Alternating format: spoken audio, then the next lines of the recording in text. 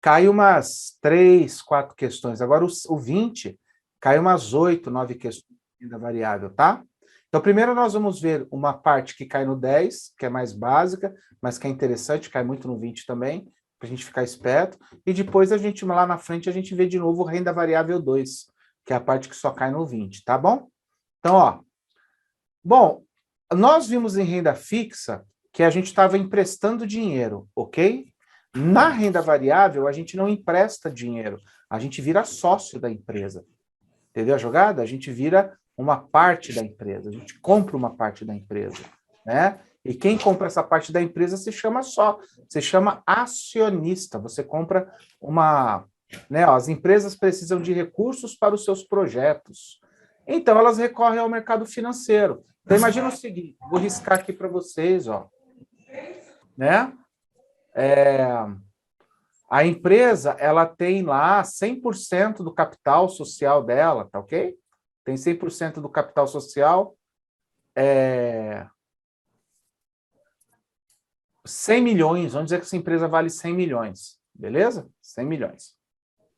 Aí ela fala, poxa, vou levantar debênture, quer saber? Eu vou vender 25% da minha empresa. Vou vender, vamos pôr uma... Peraí. Aqui, ó, fica melhor, né? Olha a diferença de uma... Deixa eu apagar essa daqui. Então, olha só, a empresa tem 100 milhões, ela vale 100 milhões, aí, deixa eu pegar um para arriscar aqui. Aí ela quer vender 25% dela, tá ok? Tá ok? Tá ok, tá ok. 25%, eu vou vender. 25% da empresa. 25 milhões. Sabe qual é o bom disso? A empresa vende um quarto dela lá, 25%, e não pega dívida, ela levanta 25 milhões no mercado e vocês viram acionistas da empresa. São pedacinhos aqui de... Isso daqui são as ações, ó. Pedacinhos das ações que são negociadas no mercado, entendeu? Então, você entra como sócio, né? Ó, as empresas precisam de recursos para os seus projetos, então ela recorre ao mercado financeiro, vendem parte delas, tipo rifa, né? Quem adquire essas ações se torna sócio e é chamado de acionista. Então vamos entender as linguagens. O CPA 10, gente, CPA 20, ele sabe que a gente não mexe muito com ações, tá? Então ele vai perguntar uma coisa mais de termos. O que é mercado primário? O que é mercado secundário? O que são ações ordinárias? O que são ações preferenciais? Então é mais o básico, tá? Mas é bastante coisa. Isso que, para quem não está, renda fixa você ainda vai, né? Perto do RDC ali, você fala, ah, isso deve ser assim. Renda variável, você tem que se ligar nos termos, tá? Então, vamos ver aqui. Primeira coisa, essa diferença, o que é mercado primário? Nós já vimos isso em finanças, né? Mercado primário é local onde a empresa emite novas ações, captando recursos. É aqui que ela capta recursos. Quando eu fiz aquele desenho lá de vender ações no mercado, é o mercado primário, tá? Transações desse mercado afetam o caixa da empresa. A Ambima gosta de perguntar isso daqui, ó. Qual é o tipo de mercado que afeta o caixa da empresa? É o mercado primário, que é o mercado onde ela está vendendo para a gente. E o mercado secundário é a venda entre investidores. Ok? Já a empresa não recebe grana, ela na bolsa, ó. É um investidor vendendo para o outro.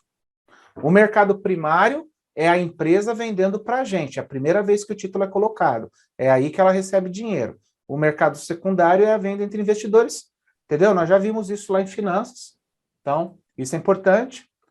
Quando uma empresa faz o primeiro lançamento de ações, é chamado de IPO. Oferta pública inicial, initial, esse T tem na pronúncia em inglês tem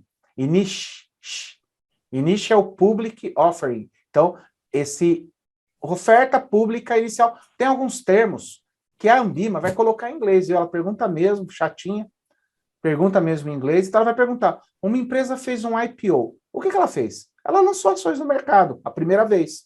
Porque se vocês forem ver o desenho que eu fiz aqui para vocês, o meu exemplo aqui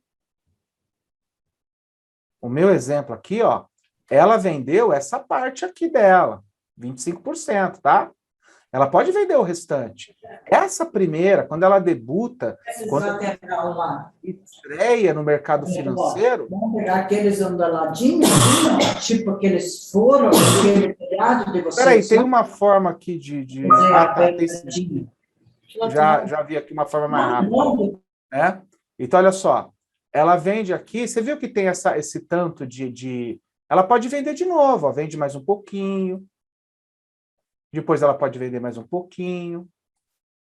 Mas essa primeira aqui, ó, é chamado IPO. É a oferta pública inicial, tá? Então, vamos voltar lá. É um processo de lançamento de ações junto ao mercado, mecanismo pelo qual a empresa realiza a primeira colocação pública de ações, ok? Então, a Ambima vai perguntar bem assim para você, ó. Uma empresa fez um processo de IPO. O que é isso? Ela estreou na bolsa, ela lançou ações na bolsa, tá? Outra coisa é o período de reserva. O que é isso? Quando ela vai fazer essa estreia, a corretora vai ficar na nossa orelha lá, tá? Ai, investe que é bom, é legal, compra, papapá.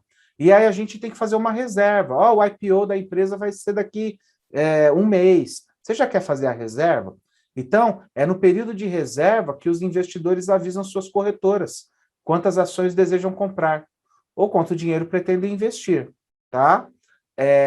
Então, a Bima pergunta assim, como que chama o período em que os investidores avisam suas corretoras quantas ações desejam comprar? Período de compra, período de reserva, período de stand-by ou período de tag-along?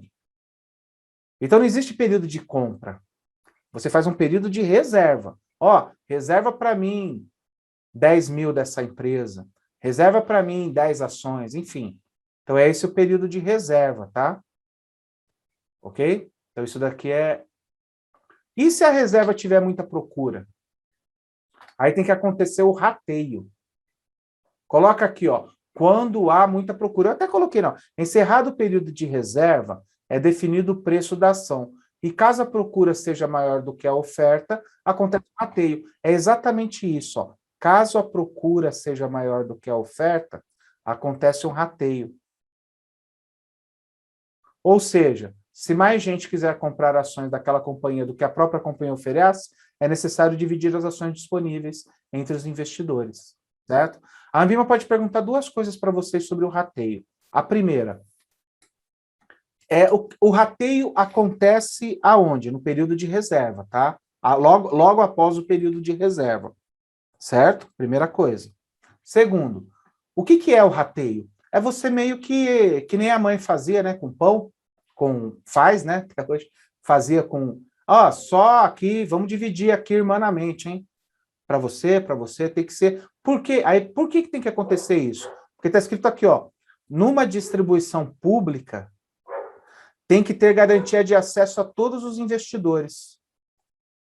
Qualquer distribuição, qualquer IPO, né, de oferta pública, tem que ter tem que ter garantia de acesso a todos os investidores e os critérios de rateio são previamente conhecidos. Entendeu? Então, anotem aí, por gentileza, só fechar essa janela aqui. Anotem, por gentileza, essa... Pronto. Anota, por gentileza, essa questão que é importante, que é o seguinte. Porque na verdade, essa verdade nós vamos usar em vários lugares, tá? Em vários treinamentos. Qualquer coisa que tiver pública, tá vendo aqui que tem distribuição pública? Bolsa, né? Tá vendo aqui, ó, pública. Quando tiver, não pode ter favoritismo, tá? Então, qualquer frase que tenha assim, vamos favorecer tal pessoa, vamos fazer isso, tem que ser só para esse grupo, e só em algumas exceções que eu vou mostrar para vocês que tem essa questão. Então, sempre quando tem oferta pública, sempre quando tem alguma coisa nesse sentido, tem que ter, como que se fala, gente? Oportunidades iguais, tá ok? para todos. Por isso que existe o rateio. Teve muita procura, então, olha, aí começa assim, cada CPF só pode comprar R$ 3.000 em ações. Aí não adianta um cara vir o CPF lá né, do Mark Zuckerberg, lá do Facebook. Ah, eu quero comprar, eu tenho mais dinheiro que vocês. Não, é 3.000 por CPF e pronto. Entendeu? Não que ele tenha CPF brasileiro, né? Mas enfim, um exemplo, cara rico. O Lemans, aqui né, do 3M Capital, o cara mais rico do Brasil. Então, não, tem que ter para todo mundo, tá ok? Então, isso daqui é uma outra verdade aí que pode acontecer com vocês. Belezinha? Tem isso daí, que é importante. Bom, como que você compra ação? Você via, como nós vimos, né, corretora, distribuidora pela internet. A Ambima gosta de perguntar dessa daqui, da internet, que é o home broker. Lembra que nós entramos lá na corretora, numa das corretoras lá que eu tenho conta, Plena não, a Clear corretora. A Clear, ela ali é home broker, né? Se eu quiser comprar ações, eu vou, ali tem um acesso que eu posso comprar, e aí eu vou lá e compro ações. Isso é chamado de home broker. É um sistema que permite aos investidores, olha lá, permite aos investidores negociar ações e outros ativos pela internet. O home broker, ele pode ser tanto para pessoa física como para jurídica, tá? É simplesmente você comprar ações pela internet. Ok? Então, a Ambima gosta desse home broker, pergunta assim, um investidor só aplica via home broker. O que é isso? Podemos dizer que ele está comprando pela internet ações, tá? Ele se cadastra numa corretora, ele tem que se cadastrar numa corretora, e a corretora vai prover para ele esse sistema, beleza? Então, tá aí o home broker. Outra coisa, dentro do home broker, você pode lançar dois tipos de ordem. Ordem a mercado e ordem limitada. O que é isso? Há vários tipos de ordens de compra ou venda de uma ação. Então, se você chegar aqui, ó,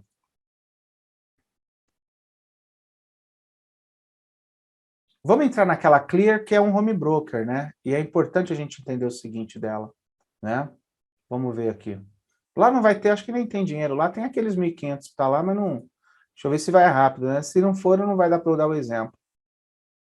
Uai. Pega aqui, ó. Ixi, não está colaborando. Deixa eu tentar de novo, vou tentar só mais uma vez. Deixa eu ver, na hora que abrir de novo aí, a gente volta. Então, o que é isso daqui, ordem a mercado?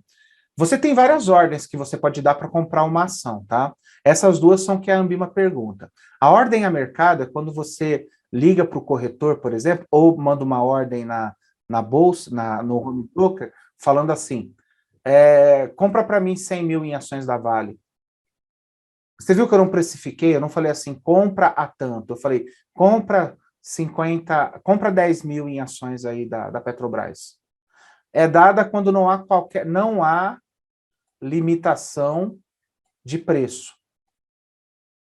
Ordem a mercado, se você fosse meu corretor, eu virava assim e falava, compra para mim aí 80.000 em ações da Vale. Eu não falei o preço, você vai comprar. Certo? Já a ordem limitada, você limita o preço. Ó, compra para mim 100.000 em ações da Vale, mas a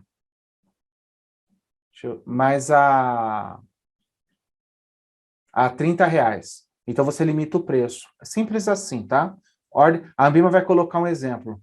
Assim, um investidor ligou para o corretor dele e falou para ele comprar R$ 10.000 em ações de uma determinada empresa. Que ordem que ele deu? Ordem a mercado, ordem limitada, ordem relativa ou ordem nominal? Ordem a mercado, ele não limitou o preço. Ah, Marcos, mas ele limitou a quantidade, o valor, né, que ele vai aplicar. Ele falou que vai aplicar 10.000, mas ele não limitou o preço. A ordem limitada, ele limita o preço. Compra para mim 10.000 em ações da Vale se ela tiver até R$ 30. Acima disso, não. Aí limitou o preço. Então, o que está na mão, o que está na linha aqui é o preço, tá bom? Então, ordem limitada é isso daí. Que é o que... Deixa eu pôr aqui admitir. Então, Outra coisa aqui, como que você gasta com ações? Ok? Ó, então, ordem limitada, hora mercado. O que você gasta negociando ações? Você gasta corretagem, você paga para a corretora. A Ambima, ela nunca vai perguntar assim, o que você gasta comprando ações? Porque tem taxas, às vezes, que saem, tem taxas que entram, tem várias diferentes aqui. Mas ela gosta de perguntar o que você paga para quem? Então, a corretagem você paga para a corretora. A custódia,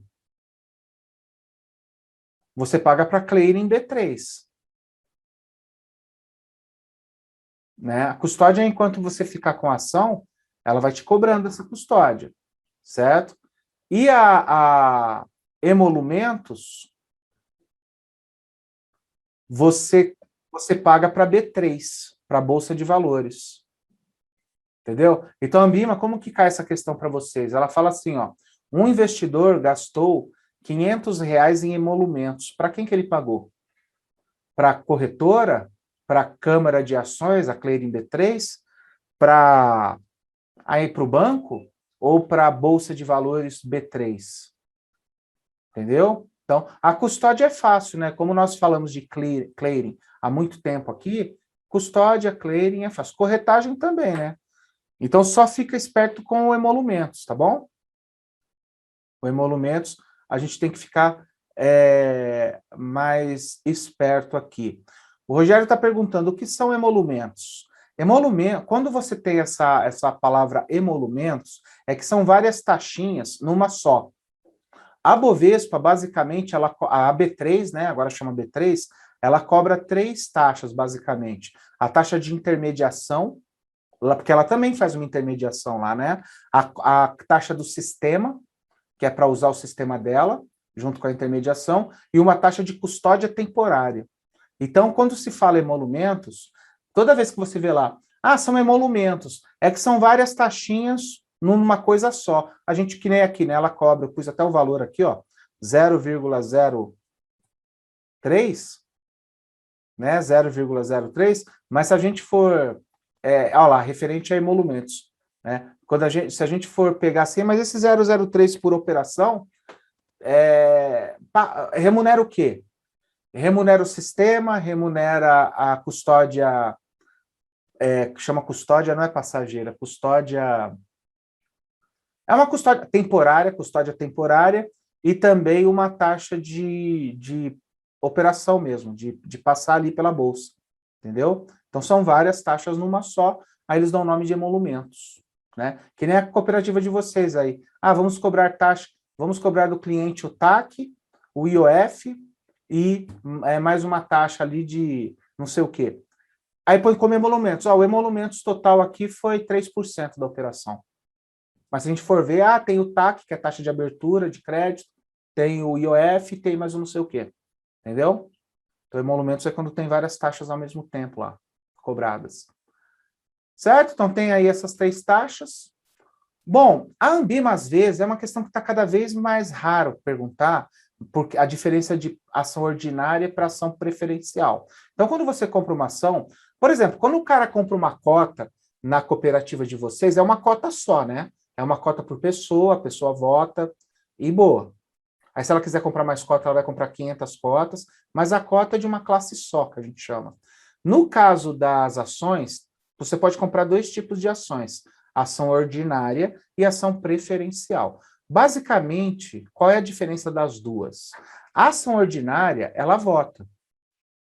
Conferem ao acionista o direito ao voto, de voto.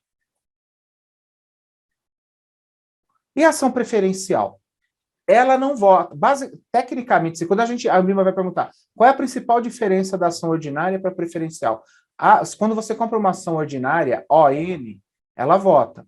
A preferencial, ela não vota, ela não vota, ela abre mão do voto para receber prioridade no recebimento de dividendos, por exemplo. Dividendos, nós vamos ver lá na frente, é o lucro líquido que é distribuído para os acionistas. Então, é o cara que, eu não vou votar não, mas dá para eu receber um pouquinho mais de sobras? Se existisse isso em cooperativa, né? eu não quero votar não, mas se eu não votar, alguém está votando por mim, né? Eu posso receber um pouquinho mais de sobras, um pouquinho mais de né? Então, a Ambima não vai perguntar, mas recebe um pouquinho mais quanto? É 10% a mais no mínimo, tá? Tipo, se o dividendos é tipo uma sobra, distribuição de sobras distribuição do lucro líquido para os acionistas, ok? Então, por que eu estou falando que está caindo cada vez menos? Porque a ação preferencial está cada vez menos sendo emitidas. As empresas já estão emitindo ação ordinária, direto. Entendeu? A ação preferencial está ficando cada vez mais raro achar no mercado. Porque todo mundo achava isso meio esquisito, né? Pô, o cara recebe tipo um cala-boca, né? Não vai votar. Então toma aqui um pouquinho a mais para você ficar quieto. Então, se você for ver empresas de governança corporativa, né? Isso, nós vamos ver nessa questão. Então, a ordinária, ela vota, hoje a gente já lança ordinária, a gente não, né? As empresas já lançam ordinária com todo mundo tem o mesmo direito, todo mundo vota, não tem essa de um pessoal não votar e um pessoal não votar e receber um a mais por causa disso, entendeu? Então tem umas questões disso daí que é interessante. O Gediel falou um negócio interessante aqui, né? Se ficar algum tempo sem receber, tem direito a voto, né? Tem sim. Nós vamos ver daqui a pouco de Gediel, é na distribuição de dividendos, porque o preferencial ele recebe dividendo, né, a mais. Aí, se ele não receber dividendos por 2 ou por 3 anos consecutivos, ele pode votar. Nós vamos ver isso daqui a pouco. Interessante isso daí. Isso daí cai na prova, né? Mas quando tiver em dividendos, eu vou abordar. Mas legal, é isso aí mesmo. Você falou certo. Então, a primeira coisa, gente, quando perguntar assim, a Bima vai perguntar, tanto que ela fala assim, a principal diferença entre ação ordinária e preferencial, tá? A principal diferença é que a ordinária vota e a preferencial não vota. A preferencial recebe um pouquinho mais de dividendos aí do que a ordinária, tá? Aí depois nós vamos ver, tem alguns momentos em governança corporativa, quando a gente vê o CPA 20, governança corporativa, que o preferencial vota, se a empresa ficar 3 anos consecutivos sem pagar dividendos, o preferencial vota, mas são alguns casos bem específicos, tá bom? Então, olha aí o que eu coloquei em azul é importante, né? Olha lá, aqui, tá. Beleza? Então, na verdade, a preferencial, se a gente for ver na lei, ela abre mão do direito de voto. Essa é a ideia da preferencial. Ela quer ter preferência na distribuição de proventos, né? Proventos é isso daí, dividendos, juros sobre o capital próprio, qualquer coisa que a ação pague, tá? Aqui tem um negócio que é importante para vocês na prova. Tem 5 não, são 5 direitos: voto, participação nos lucros, fiscalização, subscrição e retirada, que são direitos dos acionistas. Eles podem, como a preferencial, abrir mão ou não, mas é direito do cara. Então, a Ambima, ela pode perguntar para vocês de 2 formas esse slide, tá? A primeira forma é assim: das alternativas abaixo, o que não é um direito do acionista? Não. E eleger presidente, participar da estratégia da empresa, não é direito do acionista. Então, opinar sobre a estratégia de investimento, a estratégia de atuação, isso é o diretor, né? Imagina, abre para acionistas falar sobre a Vale. Eu sei lá o que a Vale tem que comprar, se é minério de ferro, ela compra minério, ela faz minério de ferro, mas se é para vender ferro gusa, minério de ferro, o que é melhor, se é melhor comprar agora? Não tem ideia. Então, o acionista participar de ações estratégicas ou deliberar sobre ações estratégicas da empresa e eleger presidente, isso é do conselho de administração que é feito, tá? Mas ele pode votar, a autoridade máxima pode votar, ó, a autoridade máxima em uma empresa é a Assembleia dos Acionistas, e tudo lá é decidido por voto, pode votar. Participação nos lucros, se a empresa tiver lucro, os lucros que é incrível, porque a gente acha que a ação, muita gente que não investe em ações, acha que a ação é assim, né? Eu compro por um preço e vendo por um outro. É isso. Só que se você não vender a ação, a empresa é um pedaço de uma empresa, e a empresa tem lucro, né? É de se esperar que ela tenha lucro. Então, esse lucro é distribuído aos acionistas. Essa distribuição dos lucros aos acionistas são chamados de proventos. E são formas de remuneração que as ações proporcionam aos seus detentores, seus acionistas, por meio da participação nos lucros. Entendeu? Então tem sim, o acionista, tanto preferencial como ordinário, tem, se tiver lucro, a empresa passa para ele. Entendeu? Uma parte. Que nem distribuição de sobras aí da cooperativa. Então, também vai ter esse direito. Fiscalização. O que é fiscalização? Ter acesso às informações financeiras da empresa, como demonstrações financeiras, Assembleia Geral, atas. Então, toda a empresa SA, ela tem essa questão de você ter acesso ao demonstrativo, o balanço patrimonial dela, o DRE, as atas das assembleias. Toda empresa, sociedade anônima de capital aberto, tem que abrir esse tipo de informação para todo mundo. Pode ver que você entra no site de uma empresa, de uma SA aberta, né? Claro, tem SA fechada, né? Mas a SA aberta vai ter lá o RI, Relação dos Investidores, relacionamento com os investidores, vai ter esses dados. Então você tem acesso a isso, tá? Então cuidado que a Ambima pode fazer isso. É só quem tem acesso às informações financeiras da empresa é a diretoria? Não, é direito do acionista ter. Preferência de subscrição é uma que cai bastante. Prioridade na compra das novas ações que vierem a ser emitidas em um aumento de capital, na proporção de sua participação no capital anteriormente ao aumento proposto. O que é isso? Lembra que a empresa lá que eu desenhei aqui, ó, ela vendeu 25% e você foi acionista dela, você comprou, certo? Deixa eu dar uma apagadinha aqui nessa parte. Aí vamos dizer que essa empresa, ela queira vender mais 25% aqui.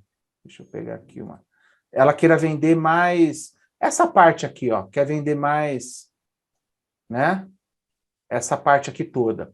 Quando ela vai oferecer no mercado, ela vai fazer, esse daqui é um IPO, tá? Ela fez um IPO. Aí nós fomos lá e compramos, eu e você. Você comprou 10 mil, eu comprei também 10 mil. Beleza. Quando a empresa for fazer de novo um lançamento de ações, esse lançamento de ações aqui é chamado de subscrição ou underwriting, né? O que acontece? Quando ele vai lançar novas ações aqui, eu tenho o direito de comprar antes do mercado. Ele tem que oferecer primeiro para mim. Entendeu? Então,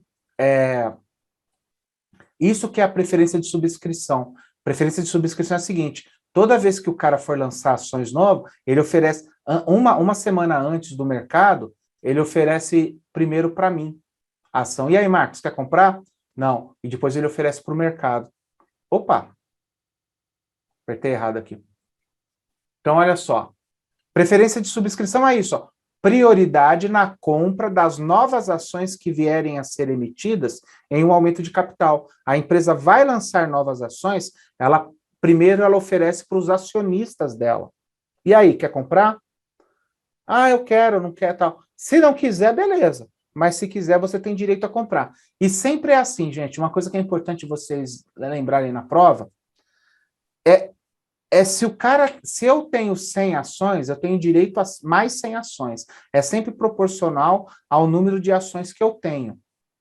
Na proporção de sua participação no capital. Tipo, se eu investir 100 mil, aí vai lançar novas ações, eu tenho direito de comprar antes do mercado 100 mil. Eu não posso comprar mais que isso, tá? Então, é sempre... Dividendos também. Se você for... dividendos é em cima do que você tem de capital. Né? Voto é em cima do que você tem de capital. É uma coisa que é diferente de cooperativa, né? A cooperativa é um voto, uma pessoa. Em ações, uma ação é um voto. Então, se eu tenho 10 milhões de ações, eu tenho 10 milhões de votos. Você tem 1 milhão de ações, você vai ter 1 milhão de votos. Entendeu? Então, em mercado financeiro, de uma forma geral, é sempre na proporção do capital que você tem. Não é um para um. Então, quer dizer, está numa reunião aí da Assembleia, eu tenho 500 mil na cooperativa, aí tem outro cara que tem 20 reais na cooperativa. O meu voto é o mesmo peso do dele? Né? Voto de desempate. Aí cai no cara lá que tem 100 reais investido na cooperativa e eu tenho 1 milhão. O meu patrimônio em risco é maior que o dele. Não que eu seja melhor ou pior, a questão não é essa. A questão é o meu patrimônio em risco é maior. Por isso que tem muito cara que tem muita grana não gosta muito de cooperativa. Eu já ouvi isso falar. Ele falou, não voto de desempate, cara, que é isso. Aí eu chego lá, um voto por pessoa, nunca vi isso. Um voto por pessoa, é um voto em mercado financeiro, né? Se eu tenho 10 milhões na cooperativa, eu tenho muito mais a perder do que um cara que tem 1.000 reais. Então, por que o meu voto tem que ser o mesmo peso dele? Entendeu? Em mercado financeiro é claro que aí tem o lance do cooperativismo, tal, mas em mercado financeiro não é dessa forma que a banda toca, tá? Bom, e o direito de retirada? Esse é o direito que menos cai, mas é o seguinte, se tiver uma votação de assembleia e um acionista não concordar com o que está acontecendo com a assembleia, ele pode exercer o direito de retirada dele, que é ele sair da empresa e a empresa tem que comprar as ações dele na reunião. Claro que assim, vou te pagar daqui 3 dias, né? Tem até 5 dias úteis. Mas, direito de um acionista de se retirar de uma empresa mediante o reembolso do valor de suas ações quando for dissidente de deliberação da Assembleia, quando ele não concordar com a deliberação da Assembleia, entendeu? Então, cuidado com essa daqui é importante, essas duas aqui mais caem para vocês. A preferência de comprar antes, preferência de subscrição, e de ter acesso às informações da empresa, tá? Então, tem isso daí. Bom, um outro termo que tem em finanças é chamado de implit e split, certo? Implit é quando uma empresa ela diminui a quantidade de ações em mercado. É só a gente se ligar no nome, né?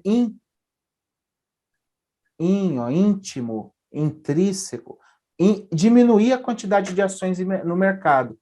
E o split é quando ela aumenta a quantidade de ações em mercado. Como que ela faz isso? Ela faz assim, diminuir, é tipo assim, uma ação que custa R$1, aí ela fala assim para todos os acionistas, pessoal, não se assuste, vocês vão ter menos ações, só que o dinheiro vai ser o mesmo, tá? Nós vamos juntar uma ação que vale R$1, vamos pegar 10 ações que valem R$1, 10 ações que valem R$1, e vamos juntar em uma ação que vale 10. Para ter menos ações no mercado. Então, olha só, ela pega 10 ações. Quanto que vale a ação do mercado? Vale R$1. Então, vamos fazer o seguinte, vamos fazer um unit, 10 reais, cada ação agora vai valer 10.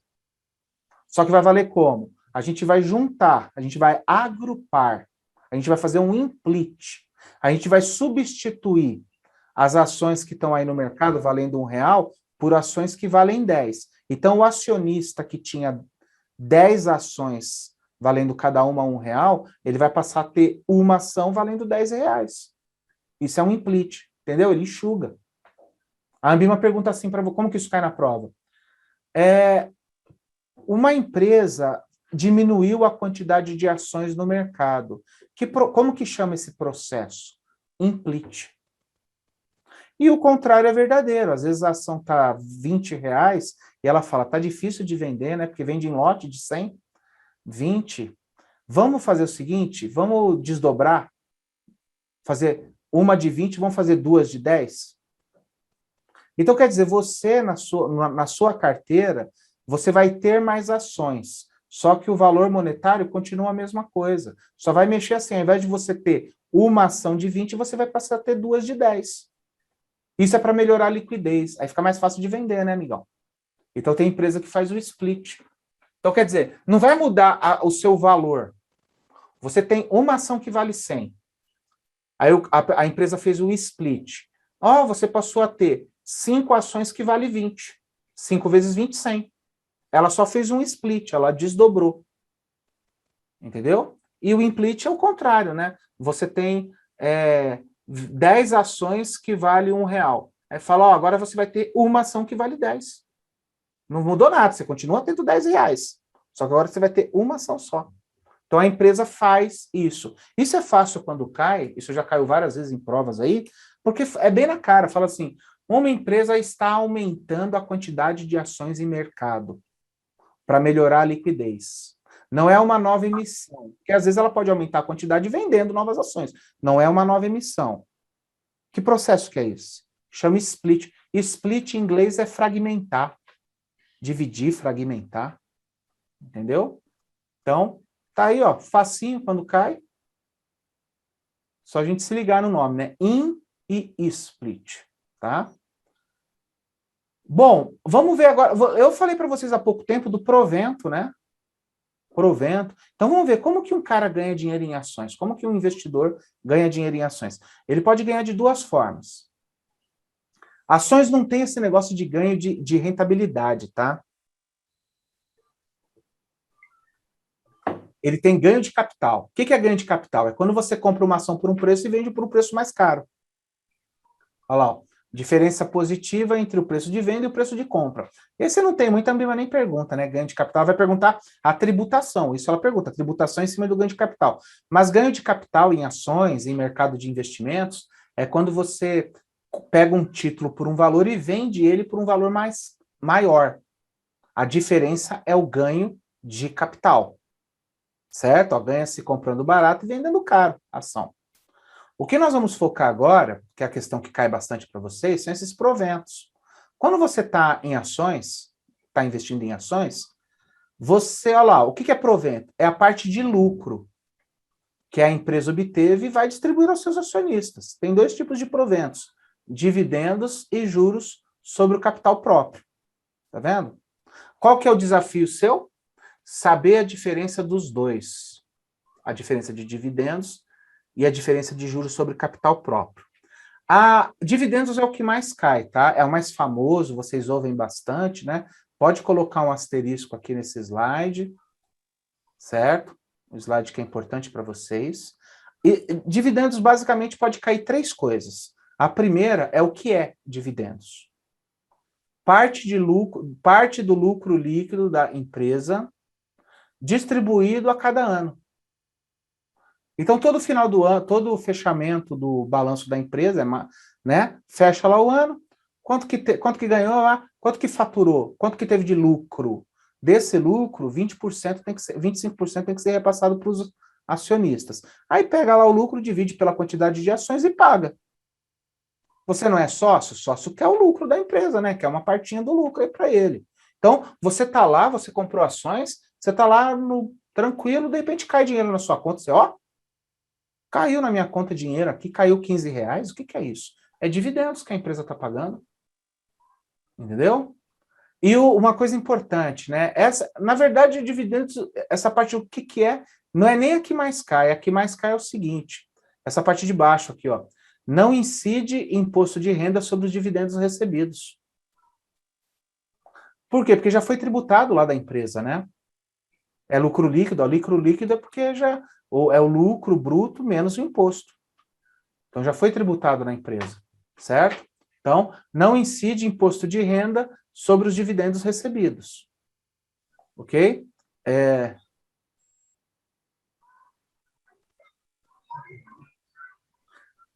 Nesse aí é que estão tentando incluir o novo, exatamente, o Guedes está doido para tributar isso, né? São poucos os países que não tributam. Eu vou ser sincero para vocês. A maioria dos países tributam dividendos, né? Mas eles querem colocar esses dividendos aí como tributação. Vocês têm uma tributação em cima disso, perfeito. É exatamente isso daqui que eles estão querendo fazer, mudar, né? Então, entendeu? Então, essa questão de dividendos é importante para a gente, né? não incide imposto de renda. Aqui tem um negócio que o Gediel falou, né? Ó. Se a empresa ficar 3 anos consecutivos sem pagar dividendos, o acionista preferencial obtém o direito a voto. Entendeu? Obtém o direito a voto no 4º ano, tá? Aí depois no 5º ano ele volta, só no 4º ano lá, ficou 3 anos consecutivos sem pagar dividendos, no 4º ano o preferencial obtém direito a voto. Aí no 5º ano, aí, sabe por quê? Porque às vezes o ordinário, ele fala assim, ah, sobrou lucro, vamos reinvestir. Porque é o ordinário que escolhe para onde que vai o lucro nas votações.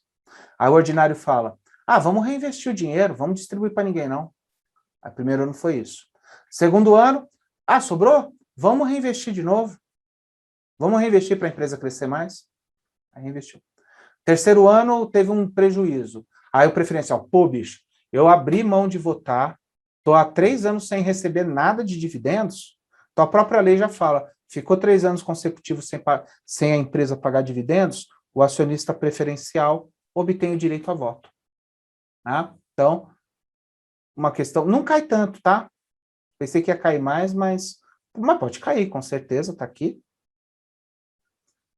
E a última coisa de dividendos, a empresa tem que pagar e ela não abate no imposto de renda dela.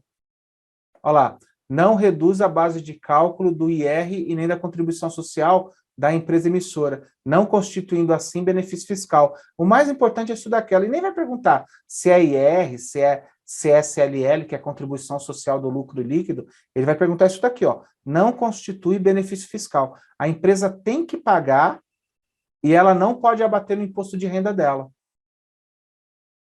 Certo? Então, ela não joga como despesa financeira, certo? Então, dividendos, é importante você dar uma lida nele, é parte de lucro líquido, né? O que eu expliquei aqui, que ele cai bastante para vocês. Tem um outro provento que chama juros sobre capital próprio, que ele é o seguinte, é a mesma coisa do dividendos, é um lucro que a empresa vai distribuir. Só que tem 2 coisas aqui, ó, que eu até vou colocar aqui no dividendos, esse e esse, que a gente tem que ficar esperto, certo? Por quê? Vocês vão perceber que no provento, exatamente essas 2 coisas mudam. No juros, provento não, nos juros. Nos juros, olha lá, não incide imposto de renda. Nos juros, quem recebe paga imposto. Aí nos juros lá, no dividendos, a empresa paga e não abate no imposto de renda. Nos juros, ela pode abater no imposto de renda dela. Então, ó, vamos ver a diferença deles aqui. Juros sobre capital próprio é que nem provento, é uma forma também de pagar para o acionista uma grana. Uma distribuição de lucro, tá? Uma forma de... também, ó, tem a ver com o lucro, vai passar o lucro lá para o acionista, entendeu? Só que é o seguinte, aqui que tem aquele negócio que eu falei para vocês. Olha lá, a primeira coisa, para o acionista que recebe esse provento, a alíquota de IR será de 15%. Tá vendo? O acionista paga imposto nos juros. Imposto de ações é tudo 15%, isso que é bom, né? Tudo é 15%. Então aqui, ó, tem essa, beleza? Mas por que o acionista paga nesse provento? Porque a empresa, ao pagar para o acionista juros, ela pode abater no imposto de renda dela. Entendeu? Ela pode ter benefício fiscal. É o que está escrito aqui, né? Os valores pagos a título de juros sobre capital próprio representam despesa financeira que podem ser deduzidos da base de cálculo do lucro, diminuindo o valor do IR recolhido, daí o interesse pelo seu pagamento. Então, ó, podem ser deduzidos, pode escrever aqui, tem benefício fiscal, né? Tipo assim, se o lucro da empresa, o lucro bruto da empresa foi 100 mil, mas eu paguei 5 mil em juros. Então, ao invés do governo tributar em cima de 100 mil, vai tributar em cima de 95. Entendeu? Ela pode abater o imposto. Ela pode pagar menos imposto porque ela pegou essa grana e passou para os acionistas, certo? Só que a receita vai em cima do acionista, né? Lá eu deixei sua empresa deduzir, né? Mas aqui eu pego você aqui na curva. Peguei você na curva aqui, ó. Entendeu? Então, tem até essa variação. Aqui eu escrevi errado, não é mais TJLP, tira esse J aqui, ó, TLP. Né? TLP que dá em torno de 5% ao ano, mas, porque a empresa não pode, então, eu tenho benefício fiscal, quanto que deu de lucro? 100 mil, passa os 100 mil para o acionista, eu não quero pagar nada para o governo, prefiro adoçar a boca do acionista. Não, tem um limite, né, que é a TLP do período. Mas eu nunca vi a Ambima perguntar isso, tá? O que a Ambima pergunta é o seguinte, qual é o tipo de provento que o acionista é tributado? Qual é o tipo de provento que o acionista não é tributado? Qual é o tipo de provento que a empresa tem benefício fiscal ao pagar? Qual é o tipo de provento que a empresa não tem benefício fiscal ao pagar? Entendeu? Então, é isso que a Ambima vai perguntar para vocês, entre dividendos e juros sobre capital próprio. Beleza? Então, os dois estão aqui, né? A diferença dos dois é essa. Um é tributado, o outro não é. Um tem benefício fiscal para a empresa, o outro não tem. Marcos, então por que os caras pagam dividendos? Porque é obrigatório. No mínimo 25% do lucro da empresa tem que ser distribuído. A não ser que o ordinário, né? Eu quero reinvestir, mas se sobrar tem que ser distribuído. Ok? Os juros já não é obrigatório, né? E tem o outro que é bem facinho, que chama bonificação, é quando entrega ações gratuitamente para os acionistas. É distribuição, consiste na distribuição por parte da empresa de ações. A gente fala em corretora que a ação deu filhote, né? Você está lá, sentado, tranquilo, de repente você recebe ações da empresa. Você tinha 10 mil, de repente entrou mais R$ 1.000 em ações. Isso chama bonificação. O que a empresa faz? A empresa é esperta. Ao invés dela pagar em dinheiro para você, dividendos, ela paga em ações. Entendeu? Fala, vamos pagar em ações para o cara. Ou se não distribui ações gratuitamente. É quando ela pega uma parte do lucro e fala assim, vamos passar esse lucro aí, se a gente deixar esse lucro ali, e se a gente for usar na empresa, tem tributação, vamos fazer o seguinte, vamos pegar esse lucro que está sobrando, a gente transforma em ações e distribui para os sócios. E aí os sócios têm uma graninha lá que eles vão receber. Entendeu? E aí não tem tributação para ninguém. Já é lucro mesmo, está lá no ativo, está lá no patrimônio líquido da empresa, está lá na cooperativa. Quanto que tem lá na cooperativa? Tem 500 mil? Pega aquilo lá, transforma em ações e dá para os acionistas. Quanto que vai dar para cada acionista? 50 centavos por ação? Então, beleza. Distribui já essa grana aí. Aí o cara lá, se quiser vender as ações dele, ele vende. A gente já está distribuindo, vai ficar ali mesmo, vai fazer o que com esse dinheiro? Reinveste. Então tá, pode reinvestir também, né? Aí já é outra história. Né? Então, ok? Quando falar assim, distribuição gratuita ou distribuição de ações, é o único lugar que tem distribuição de ações é na bonificação. Tá? Então tá aí, bonificação, distribuição de ações. Eu coloquei esse slide aqui para vocês, só para lembrar que risco de crédito não existe em ações, tá? Ó, é risco de empresa. Eu sei porque vocês vai no automático fazer a prova, aí a Ambima fala assim, dentro de uma empresa, investindo em ações, quais são os riscos que você pode correr? Risco de crédito, mercado e liquidez, risco de crédito e mercado, risco da empresa de mercado e de liquidez, ou risco de liquidez e da empresa. Não existe risco de crédito em ações. Tem o risco da empresa, que é a empresa quebrar, né? A empresa está ruim, o risco de mercado, que é o mercado não tá bom, e o risco de liquidez que você tenta vender e não conseguir. Certo? Ação não tem risco de crédito. Perfeito. Não tem. Você não está emprestando para ninguém. Quando você compra uma ação, você está sendo sócio. Eu não te devo nada. Mas eu quero meu dinheiro. Vende a sua ação para outra pessoa, amigão. Entendeu? Então pode escrever aqui. Porque isso cai muito. E a gente está no automático lá na prova, está nervoso, né? E tudo mais. Aí aparece lá, risco de crédito, você vai no automático, né? Porque tudo que nós vimos até agora tem o bendito risco de crédito. Aí você vai lá, mas ações não tem. Tá bom? Então, toma cuidado com essa história aqui. Porque o aluno erra, às vezes, isso é tipo errar de bobeira, né? Errou, nossa, cara, errei esse negócio, pelo amor de Deus. Tava na minha cara. Mas eu entendo por que que você errou. Né? É falta de atenção mesmo, acontece, é normal. Muita ação. Imagina, você está fazendo a prova, maior pressão, tem que tirar lá 60 questões, já fez 40, está cansado. Aí cai o negócio ali e às vezes você vai no automático. Né? Beleza? Então, toma cuidado com essa questão. Vamos só falar de mais duas coisas em ações. Tem esse clube de investimento em ações, tá? A Bima gosta de perguntar o que é clube de investimento em ações. Isso daqui é uma junção de pessoa física, é só pessoa física para investir em ações. Então, as pessoas, junta lá 5, 10, até 50 pessoas. Aliás, a Ambima gosta disso, né? Qual é o máximo de participantes? 50. Todas pessoas físicas. Entendeu? Então, você junta lá 50 pessoas e vai para comprar ações no mercado. E, né, a B3 é quem registra e fiscaliza, Bolsa de Valores, e o clube de investimento tem que ter no mínimo 67% do investimento em ações. Quer dizer, vamos dizer, juntou 50 pessoas aqui, cada um deu R$1.000, ó, conseguimos 50 mil. Desses 50 mil, no mínimo, 67% dessa grana tem que estar em ações. Para ficar mais simples, né? Juntou 50 pessoas, cada uma deu R$2.000. R$100.000 nós juntamos. Aí vamos investir em ações? Vamos. Por que fizemos um clube? O clube é bom por 3 razões. Primeiro, ele é mais barato. As corretoras, a bolsa, a clearing, quase não cobram nada de clube.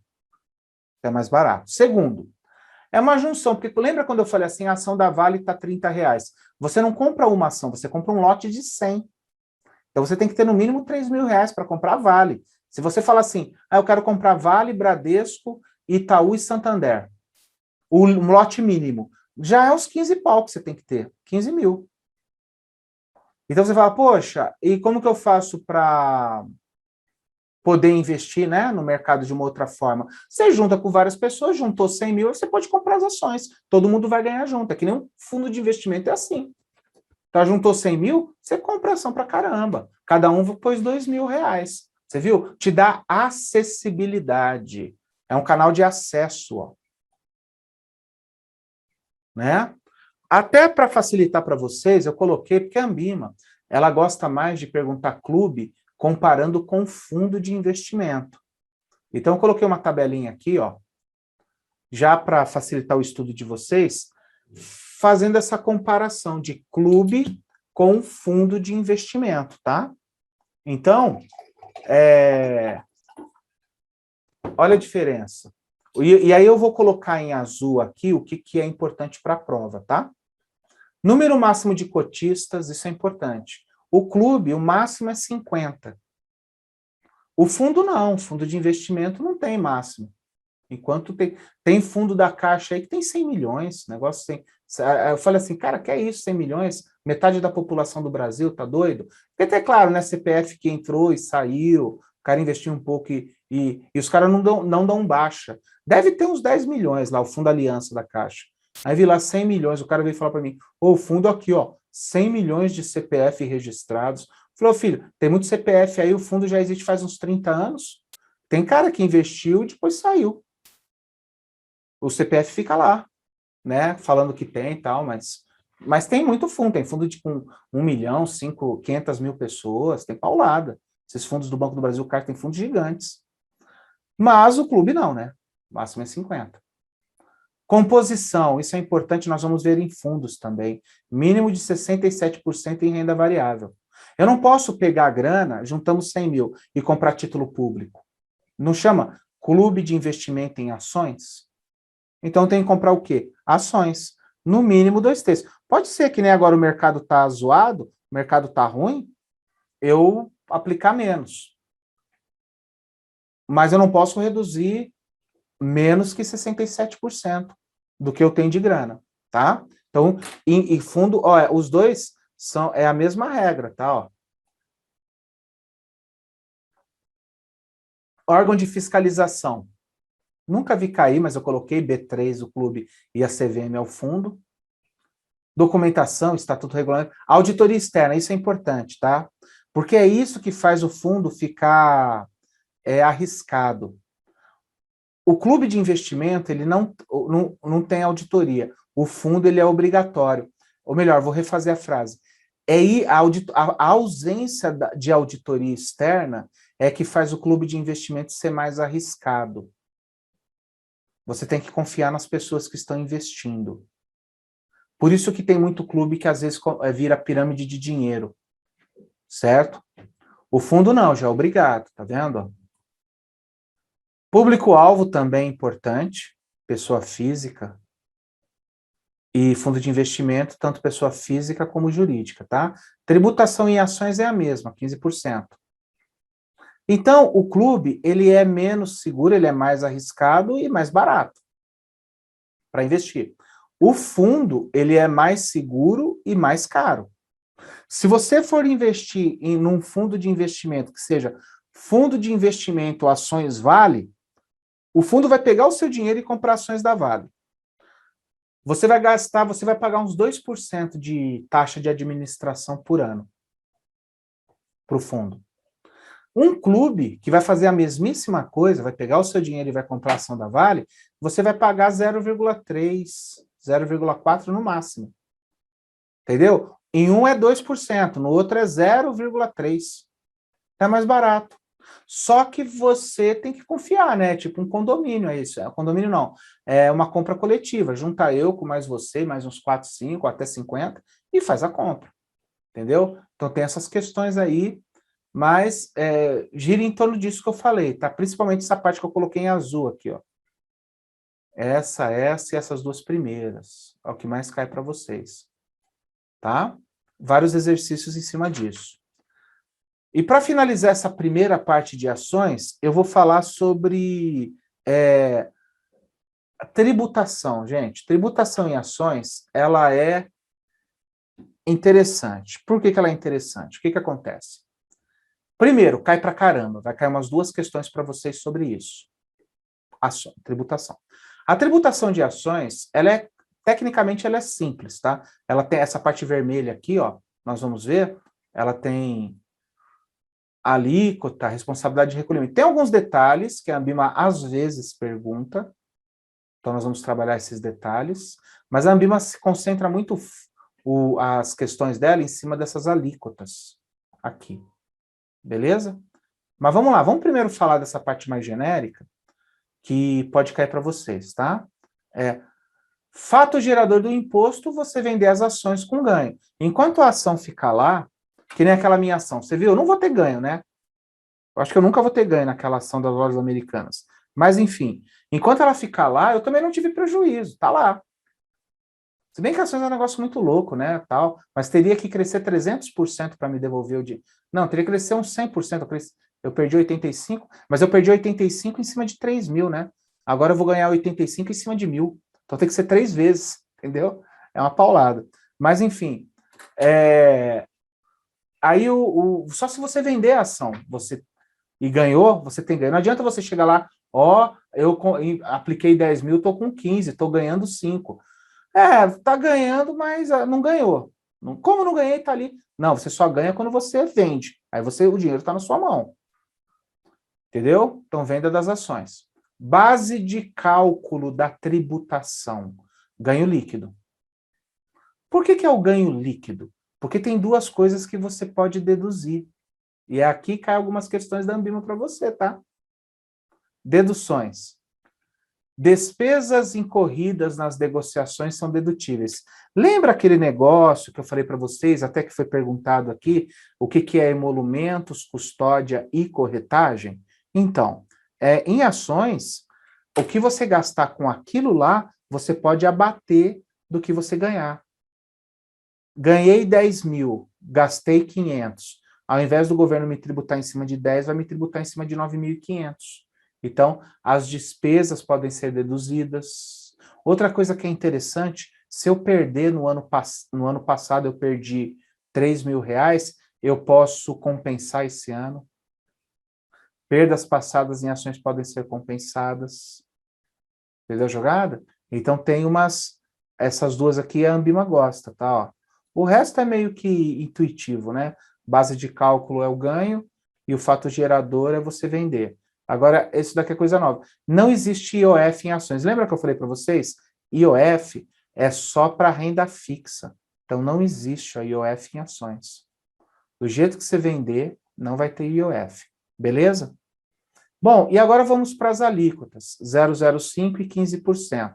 Qual que é a ideia dessa alíquota aqui? E isso é o que a Ambima vai mais explorar. Deixa eu colocar uma caneta pretinha aqui, fica melhor. Quando você vende, vamos dizer, eu vou dar o exemplo que tem ali, né? Que muita gente que já fez o curso aí, já viu esse exemplo. Eu apliquei 100 mil, depois de um tempo, eu estou com 150 mil. Beleza, até aí. Aí eu vendi. Lá, na verdade, é 115, né? Mas tudo bem. Eu vendi esses 150 mil. Ah, vende tudo. Ganhei metade, vende tudo. Vendi. Quando eu vendo, vem uma alíquota de 0,005. Essa alíquota aqui é o que vai me mostrar para a Receita Federal o quanto que eu negociei, porque é 0,05 sobre o total, é 0,05 sobre tudo, certo? Não é só sobre o ganho de capital, não, só sobre os 50 mil, é sobre tudo. E é retido na fonte, a corretora tira já esse valor. Então, se eu fizer a conta aqui, vai dar 150 mil, tira ponto 0,005, R$ 7,50 vai lá para a Receita Federal. Bum! Aí já vai avisar a Receita Federal que eu negociei. Esses R$ 7,00 que foi cobrado aqui, isso volta para mim, tá? Isso depois é compensável. Na minha declaração de imposto de renda eu falo lá, ó, paguei tanto, viu? Eles voltam. Mas o que a gente precisa saber? Esse 0,05, ó, 0,05 sobre o valor da venda. A Ambima adora perguntar isso, ó. A alíquota de 0,005 é um imposto que é cobrado sobre o quê? Sobre o valor da venda, sobre o que você vendeu. E é retido na fonte. A corretora que faz essa cobrança. Que nem renda fixa. Entendeu? Ela vai lá e já tira a parte dela. Olha lá, o retido na fonte. O que sobrar disso, aí sim vai ter o imposto de 15%. Esse 15%, ele é sobre o ganho. É que nem a gente está acostumado, né? É sobre o ganho de capital líquido. Ó. Olha lá, 15%. Sobre o ganho de capital líquido. E esse daqui tem um negócio diferente. O 0,05 a gente já está acostumado, esse negócio de retido na fonte, né?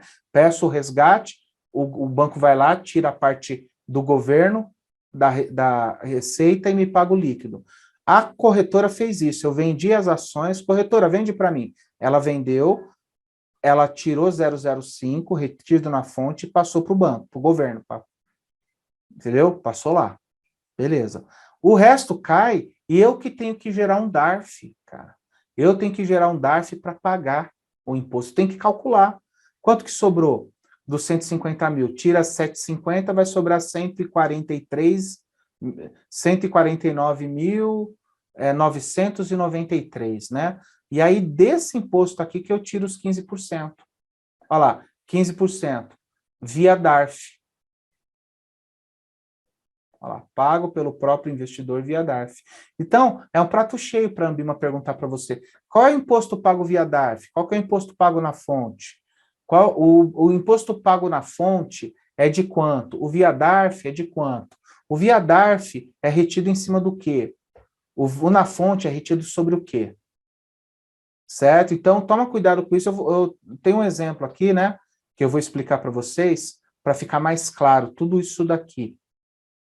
Tá? Mas tem esses dois. Só mais uma coisinha aqui que é importante. Se o investidor movimentar até 20 mil por mês em ações, se ele vender por mês até 20 mil, ele não paga imposto de renda, não paga nem o 0,05, nem os 15%, tá? Então, tá aqui, ó, isenção de R. É 20 mil de venda, não é 20 mil de lucro. É o total, que nem aqui, ó, que o cara vendeu 150 mil, ó. Quer ver? Vamos dar um exemplo, que aí vai dar para a gente trabalhar todo esse conceito que eu coloquei nesse slide. Quer ver? Deixa eu ver como estamos de tempo. Tem. Vou frisar aqui, chega de amarelo, chega de azul, por amarelo aqui. Bom, aqui eu vou dar um exemplo, né?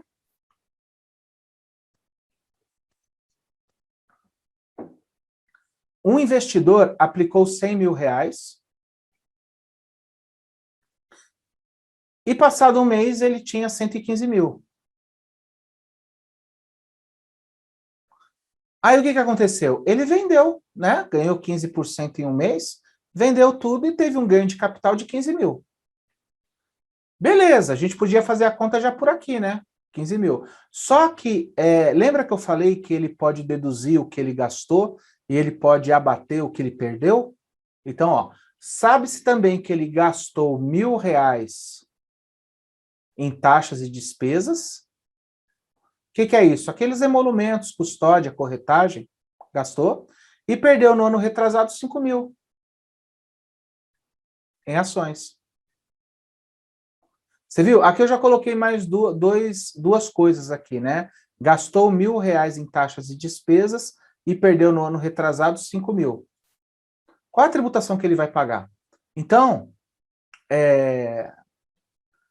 aí eu coloquei, claro, né? A Ambima não vai pedir para você fazer o cálculo, né? Disso daqui. Eu estou pondo esse cálculo para você entender onde que entra cada coisa aqui, certo? Então, ó, meu ganho de capital foi 15 mil, que é 115 menos 100, 15 mil de ganho de capital, bonitinho. Aqui já tem uma coisa que eu quero que você se ligue, ó. Aí vem o IR retido na fonte, tá vendo? Ó? IR retido na fonte. 0,05 sobre 115 mil. Ok? Então, olha aqui, ó. O IR retido na fonte, você viu, ó, 0,05, você viu que já foi... Então, isso daqui que a Ambima vai explorar com você. O 0,05 é cobrado sobre o quê? Sobre 115 mil. E ele foi retido na fonte. A corretora já tira esses R$ 5,75 e toma, governo. O governo já sabe o quanto que eu negociei. Porque ele vai fazer uma regra de 3, né?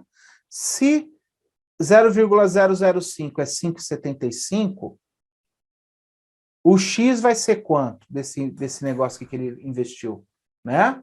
Regra de 3. Então, quanto que vai ser aqui? É claro, aí tira as taxas e despesas, tá vendo o milão aqui, ó? Corretagem para corretora, custódia para clearing B3 e emolumentos para B3, para Bolsa de Valores. Bacana. E perdeu também no ano passado, no retrasado aqui, 5 mil. Vocês viram que de 15 caiu para 8, ó? 8.994.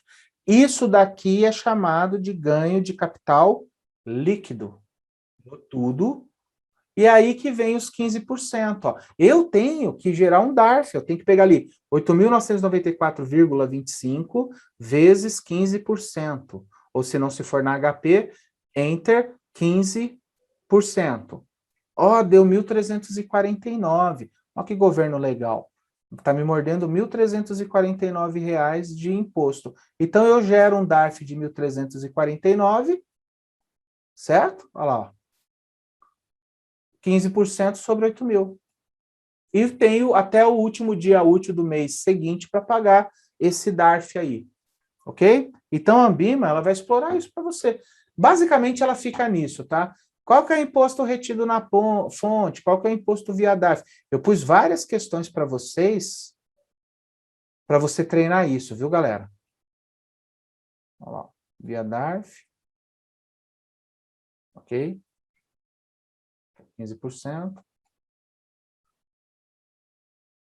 Então, tem bastante coisa aí para vocês sobre isso. Ok?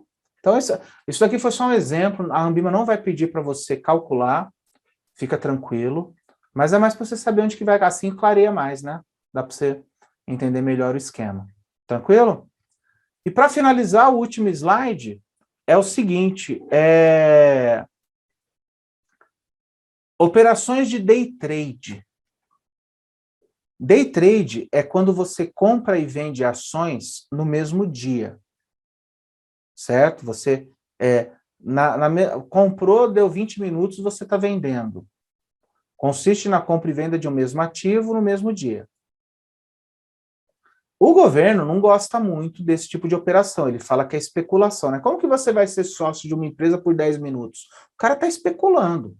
Então, a primeira coisa, o governo não dá isenção, tá vendo aqui, ó? Sem isenção de IR em operações iguais ou inferiores a 20 mil. Não tem. Aqui no outro tem, né, ó? Lembra aqui embaixo? Ó, aqui embaixo. Deixa eu colocar em amarelo pra gente. Olha lá. Operações com valor de venda. Tá vendo? Agora, no day trade, não.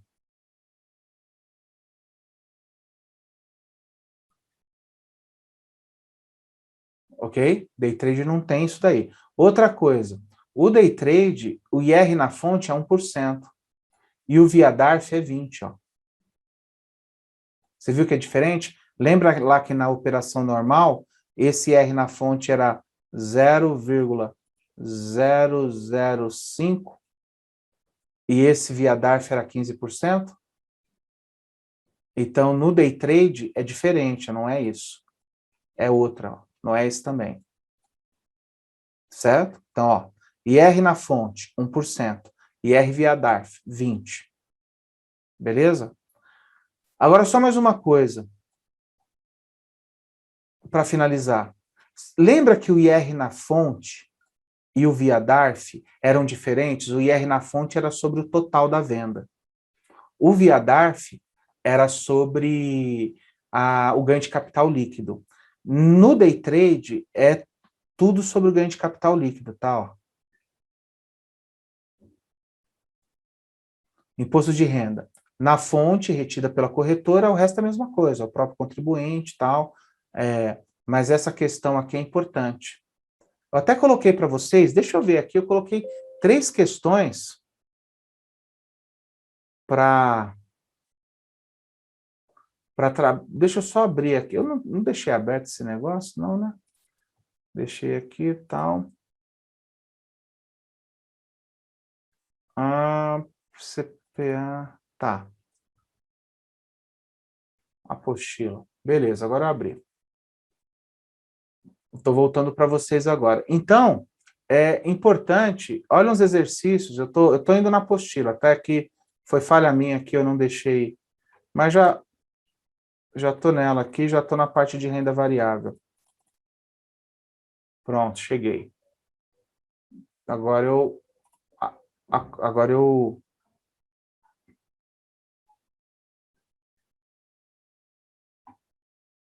vamos lá então, agora eu vou mostrar onde que eu estava abrindo, né? Beleza, aí ó, segundos. Então aqui está o último slide, e olha, eu coloquei para vocês aqui o resumo, né? Resumo, ações, várias coisas aqui sobre ações. Aqui, ó, aqui é uma de ações, ó, sobre compra e venda, para você falar sobre isso, né? Qual que é, se é boa para você estudar, né? Tem várias, tem outra ali que passou de ações. Aqui, ó, essa daqui é outra também, a 47, né? Olha essa 47. Tributação sobre investimento em ações. Incide sobre o valor de venda é cobrado operações normais até 20 mil por mês na fonte. Pô, na fonte é essa ou essa, né? Tá vendo? Ganho de valor de venda, ganho de capital, aí tem que ver aqui, ganho de capital A2, que é essa 2 aqui do meio. Entendeu? Ganho de capital, operação normal, até 20 mil por mês é isento, via DARF. Já falou qual que é, né? Day trade, 1% na fonte, 1%, e o via DARF no day trade, 20%. Tá vendo qual que é? Então, questões para você trabalhar. Olha quantas questões que eu coloquei, mais ações aqui, coloquei mais, ó. Sobre a tributação em ações, o que está errado? 0,05 sobre o valor da venda, está errado. 15% sobre o ganho de capital líquido, gostei dessa, hein? Vamos ver as outras. Pago pelo próprio investidor via DARF, está errado. Não, isso daqui está certo. Ah, o que está errado, né? Então, na verdade, se bem que, aqui, ó, tira essa, é o que está errado. Entendeu a jogada? Sobre o valor da venda, tá certo? 15% sobre o ganho de capital líquido, pago pelo próprio investidor via DARF, opa! 15% pago pelo próprio investidor via DARF. Então, há várias questões de ações para vocês, trabalhei bastante os verdadeiro ou falso da vida aí também, bastante coisa de verdadeiro ou falso. Coloquei bastante verdadeiro ou falso, hein? 50 aqui, ó, verdadeiro ou falso. Então, você tem 100 questões só de renda variável. Então, na verdade, gente, o que eu faço é facilitar o trabalho explicando ali a matéria, mas 90% do serviço de vocês é fazer esses exercícios. Aqui, ó. O 1% retido na fonte, no day trade, é sobre o ganho de capital líquido. É isso? Desculpa, 1% retido na fonte do day trade é sobre o ganho de capital líquido. Os dois são sobre o ganho de capital líquido no day trade, tá? Quando a gente fala no outro, tem aquela questão do total, né? O 005 sobre a venda. O único que é total sobre a venda é o 005 lá da operação normal. O resto, os 15%, quando a gente entra no day trade, o 1% e o outro 20%, é tudo sobre o ganho de capital líquido. O único, na verdade, que é diferente à base de cálculo é o primeiro, o 0,005. Beleza?